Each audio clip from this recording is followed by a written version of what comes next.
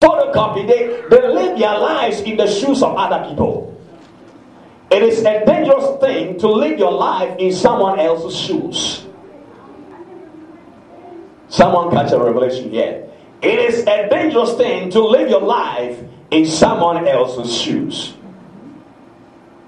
Mastering your creativity. My dear brother and my sister, talking and shouting and running around just trying to feel good and make yourself feel good, be liked by everyone else because you're trying to be someone else. You're going to not go nowhere.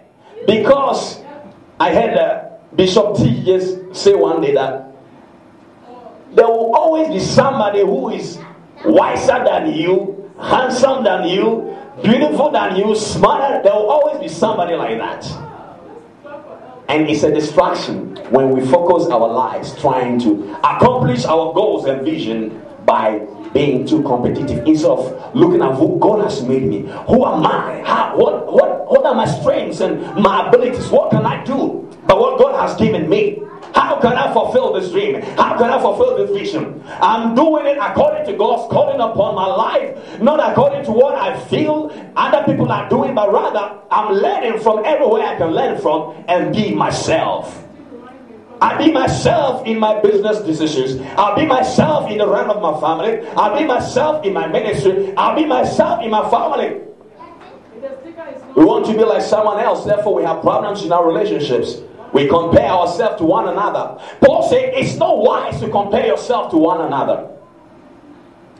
I believe that you have the creative ability. As you master that creative ability in you, you will be able to do what God has called you to do.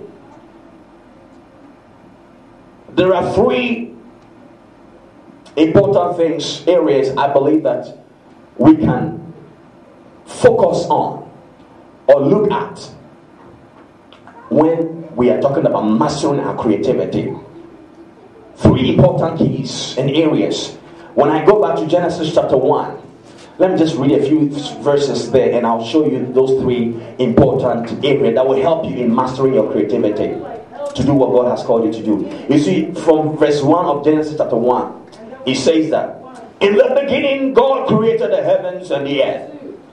The earth was without form and void, and darkness was on the face of the deep, and the Spirit of God was hovering over the face of the waters.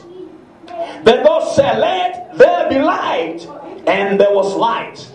And God saw the light, that it was good, and God divided the light from the darkness. God called the light day, and the darkness He called night. So the evening and the morning was the first day. Here is a creative God. Here is a God that created everything. He comes on the scene and everything is chaotic. Everything is messed up. Nothing is in order. Now please listen. When the Bible says in the beginning God created, it doesn't mean that that is the beginning of God. God was before the beginning. This is the beginning of human existence. The creative work of God. But God Himself has no beginning or end. So when God comes on the scene, He finds everything in disarray. Imagine trying to do something, trying to come out with what you want to do, and when you enter the scene, nothing seems to be right.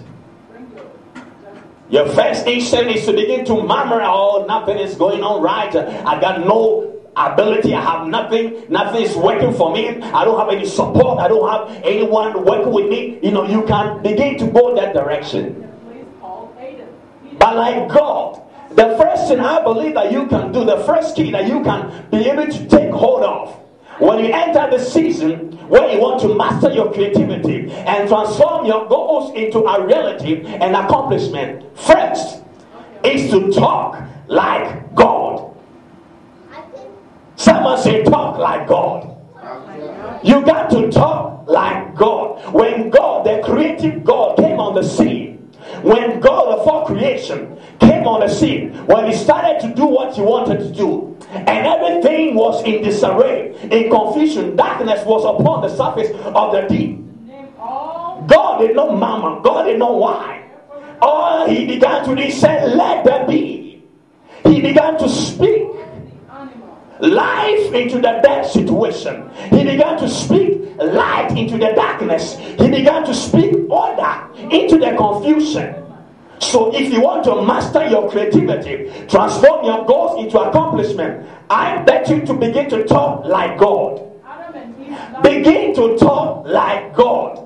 Why? Because the only way you can get to do what you want to do is begin to shape your world by your words. My first book that is coming out, I talk about this in, I think, the second chapter or so. You got to begin to shape your world with your words. God says, I'm not going to sit down here for this darkness to rule. Let there be light. God began to speak. God began to decree. God began to pronounce.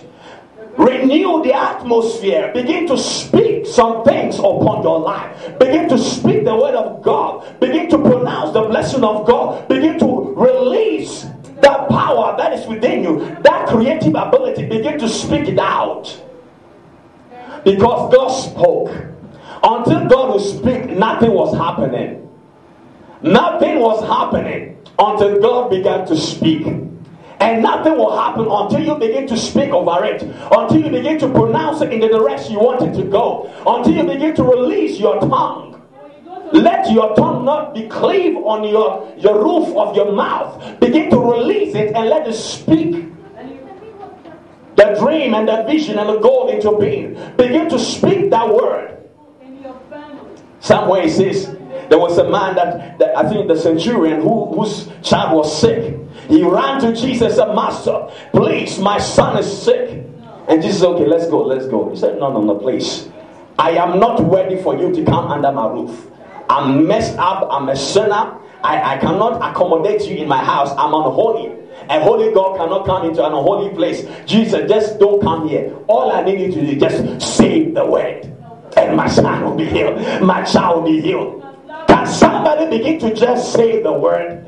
Just speak upon your vision. Speak over your creative ability. Speak over your goals. Speak over your plans. Begin to speak the word of God, because God himself spoke and darkness disappeared and light came, and darkness was separated from light. The first miracle that happened in the Bible came from the mouth of God. It came from the word of God. It came by the power of the mouth of God. Bible tells us death and life is in the power of the tongue. So when you want your creative ability to manifest, you got to begin to speak like God. What does God say? God speaks faith. God speaks love.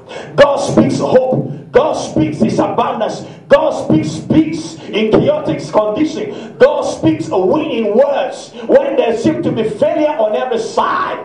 I hear there was a time when Bible says that the army of God was going to fight, and the armies of the enemy were just coming against the people.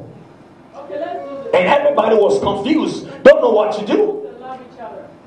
It took people in the olden days to begin to believe God and speak his word.